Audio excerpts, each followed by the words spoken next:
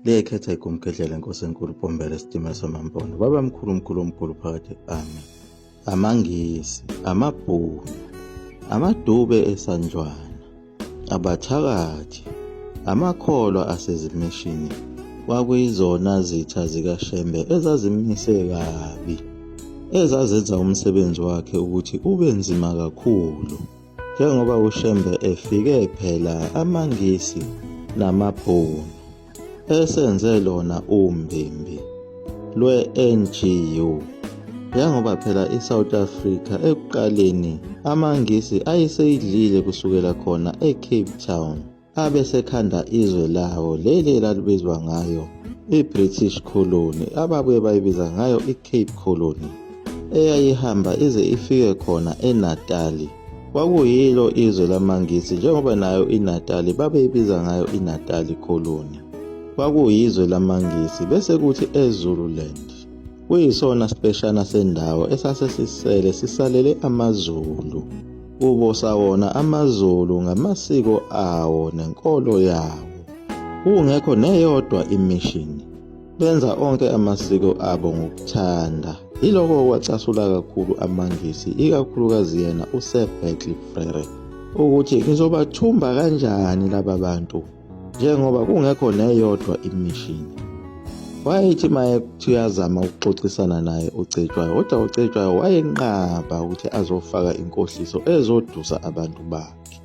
Yizo zonke izinto ezaze zaholela empini yaseSanjwana. UZulu wayevele esekade engenile engozini, njengoba nayo iSwaziland amaNgisi ayeseyidlile, uZulu esephakathi nendawo, njengoba kulolu hlangothi lwezintaba zokhahlamba ilapho kwakunendawo phela yamaBhunu, izwe lawo iBoer Republic, njengoba kwakukhona yona iTransvaal yama-Afrikaners, bese kuba khona yona i-Orange Free State yamaBoer. Lolu hlobo lwabantu uhlobo olulodwa, kungamaBhunu konke, kodwa kwehluke ngokuthi lawa amanye angabalimi, njengoba lona igama elithi Boer lisuselwa khona phela ukuthi umlimi. Ayehlukaniselane kanjalo-ke wona amaBhunu izwe lawo. AmaZulu-ke wona ayisenkingeni, njengoba ngapha ayekakwe yiyo phela iSwaziland eyayisivele sidliwe yiwo amaNgisi.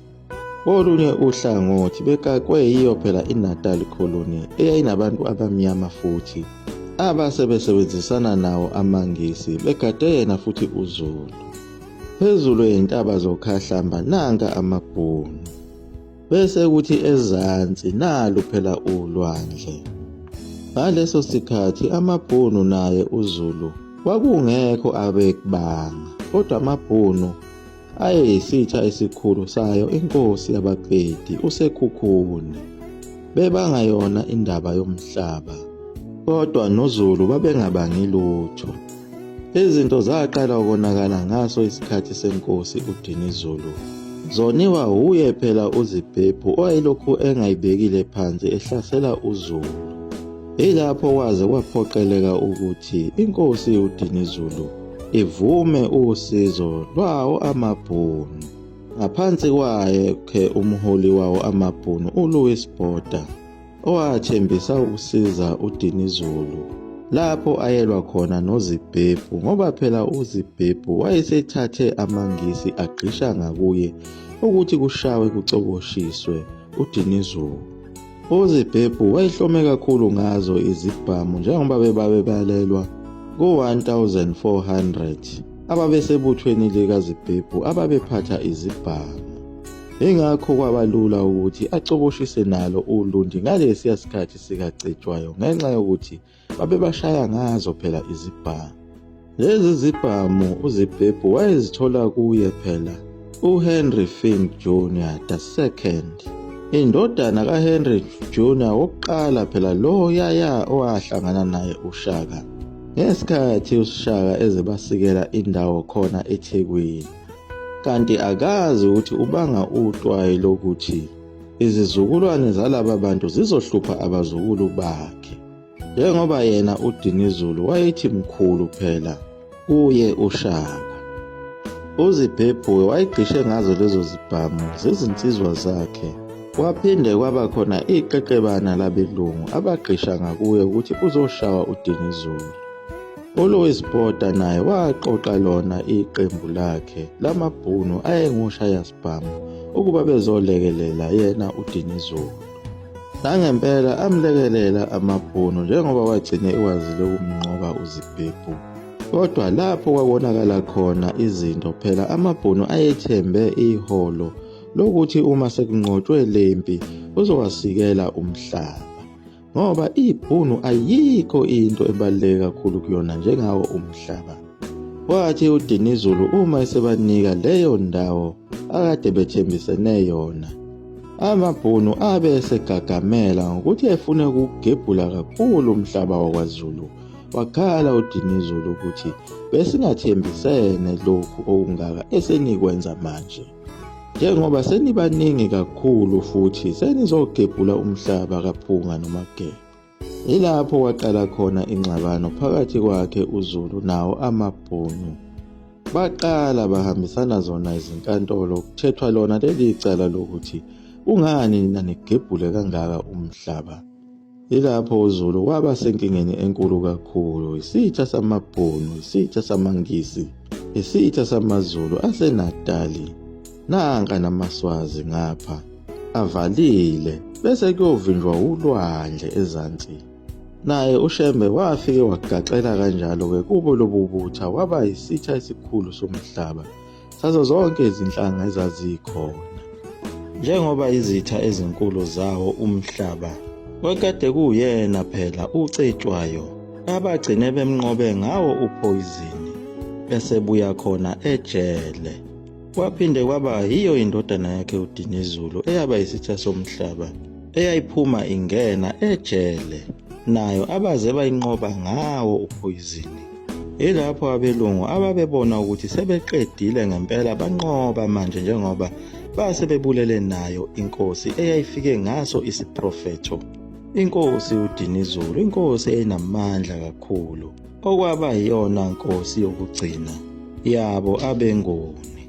Onke lawo mazondo abesewela kuye phela uShembe, njengoba kwaba uye yedwa phela owayesekhona owayesamele abantu abamnyama ngeqiniso, njengoba namakhosi amaningi ayesephenduliwe yiwo phela amaNgisi aguquka abangabalungu abamnyama, ebekwa aphinde egcotshwe yiwo futhi amaNgisi, kanye nalo iqembu i-African Native National Contingent, i-AANC, okwakuwolunye lophiko lwawo amaNgisi olwalugqishe ngabo abantu abamnyama basezimishini abasebefundisiwe baba ngamazimtiti. Uma uyinkosi, ukuze ubukhosi bakho buphephe, kumele ungene ngaphansi kwayo le nhlangano eyizingcebane zawo amaNgisi ukuze uthole isitifiketi. Uma ususitholile lesi sitifiketi usuyolawulwa yiwo-ke amaNgisi ngenxa yayo isignature yakho ekulesi sitifiketi chaza khona ukuthi uyavuma ukubuswa yiwo amaNgisi, usuyindodana kaQueen. Ilapho-ke obe usuphepha khona. Kodwa uma unganaso lesi sitifiketi, ungekho ngaphansi kwayo le nhlangano i-ANNC, usengozini enkulu, ngoba phela lona enibanga naye ubukhosi uyagijima aye khona laphayana kule nhlangano afike ayokupenda khona ukuthi wena uyawazonda amaNgisi. Ilapho uyobe usuphenduka impimpi yawo amaNgisi bese eyakuseka ukuthi umshaye umfowenu lona enibanga naye ubukhosi, umsuse esihlalweni bese kuhlala wena. Kodwa igazi libe liphika ukuthi uyinkosi, ngoba indlu ozalwa kuyo akuyona eyobukhosi, futhi ulilongwe noma ivezandlebe, njengaye ubaba omncane wakhe uBhambatha owagijimela kuwo amaNgisi. Leyo mpimpa phela yena uBhambatha ukuthi uyagoloza ukukhipha uKhandampondo. Waphinde wathembisa ukuthi uzozinikela ekuzingelweni kwakhe uBhambatha lapho acashe khona. Wabe sesizuza kanjalo-ke isihlalo sobukhosi. Bachithwa ubukhosi bakhe uBhambatha, ubukhosi bakaZondi, ubukhosi boSele. Bathathwa yimpimpi yamaNgisi. Naye uCetshwayo ngalesi sikhathi esephume ngawo ushwele ayewuthole kuye uQueen, wayesethembisile phela uCetshwayo ukuthi naye usezoba yiyo indodana kaQueen ezothembeka kuye. Kodwa wathi uma ebuya, kanti abafowabo oHamu kanye nabo oZibhebhu base bemgijimele phambili. Ngalesi sikhathi phela esaboshiwe, bazinikela kuwo amaNgisi, kubo oSomtsewu noMelmoth Osborne, base bezuza bona ubukhosi obusemthethweni wamaNgisi. Elapho abasikelwa khona yona indawo yakwaZulu eyayingaphansi kwaso isilo uCetshwayo. Yathi ibuya inkosi yathola sekuyisiqeshana esincane sendawo, njengoba nabo abakwaNgobese bazigebhulela abelungu indawo, babe sebenikeza zona izimpimpi zawo njengayo inkosi. uHlubi kaMotha Molefe wahlomula yona indawo yabantu bakwaNgobese kwelaseNquthu, njengoba namhlanje kusenabeSuthu abahlala khona kwelaseNquthu, kanye nawo amakhosi abandakanyeka kuyo impi yamakhanda njengayo inkosi yakwaQwabe uMeseni kaMusi, abagebhula indawo yayo enikwa wona amadube esandlwana, kanye nayo inkosi uNdlovu kaMthimuni Zulu, kanye nayo inkosi uSigananda yakwaShezi, namanye amakhosi amaningi eselikela wabala iGumgedlela adlelwa umhlaba anqunywa ejele enqunyelwa kona ukulwela umhlaba. Amanye asephenduka wona phela amambuka esabela zona izimpilo zabo. Njengoba uShembe wasefikile kulolu lizwe, wayekubonile konke lokhu, kodwa wayezama ukuthi akuxazulule. Kwatholakala ukuthi wona amakhosi futhi anenkani. Njengoba uShembe efike kuleli lizwe, wayesethi usezoqala phansi zonke izinto azilungise zibuyele njengoba zazindala emandulo, njengaso isiprofethi esasishiwo yibo abaprofethi oZandile Nkabinde nabo oMfazwe, sokuthi le nkosi enkulu ezayo lapha ezofike yakhe umuzi kaNkulunkulu izobuyisa onke amasiko kaNkulunkulu yasemandulo, kanye nayo yonke imithetho yokuphila kwasemandulo. Izobuyisa ngisho nemishado yakhona emandulo nokuyiphatha kwezintombi kwasemandulo, nayo yonke imicimbi nemikhosi yasemandulo. Babesho njalo abaprofethi uShembe engakafiki kuleli lizwe laseThekwini. Ngangempela mayesefikile uShembe lapha, wayivusa yonke le mikhosi yasemandulo. Lena usuke ubona amaNazaretha elujenga ethi aya emhlanganweni, esuke eya emkhosini yasemandulo eyayibekwe uye uNkulunkulu, eyaphela iqedwa yiko ukufika kwazo ezimishini namaNgisi.